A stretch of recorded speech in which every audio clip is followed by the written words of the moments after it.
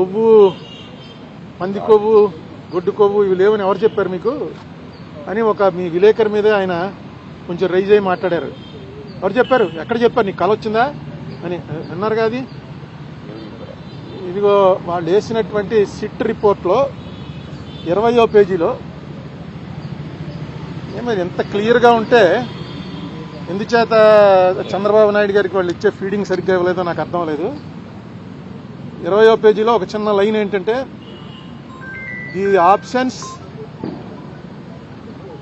The absence of cholesterol in the samples also suggests that the chances for presence of tallow, lard and fish oil are very low. లేవు అని ఎప్పుడు ఎవరు very low అంటే లేనట్టే లెక్క.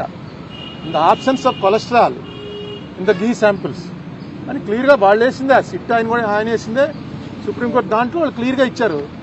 అది వీళ్ళు రిలీఫ్ కింద ఫీల్ అవుతున్నారు. ఎందుకంటే వెంకటేశ్వర స్వామి లడ్డూలో ఆవు కొవ్వు, పంది కొవ్వు, చేప నూనె కలిపారు అన్నదే కొంచెం అది చాలా మందికి వాంతులు వచ్చే పరిస్థితి అండి. ఎందుకంటే గొడ్డు మాంసం అనేది మీలో చాలా మంది మాంసాహారులు ఉంటారు, కానీ గొడ్డు మాంసం అని అనగానే అసలు ఆ ఐడియా డైజెస్ట్ అవ్వదు.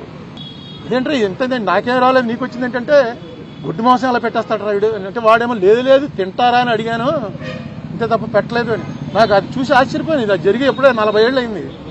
అటువంటిది మాటికి ఇందులో గొడ్డు మాంసం కలిగింది, పంది కొవ్వు కలిసింది, చేప కొవ్వు కలిసిందని.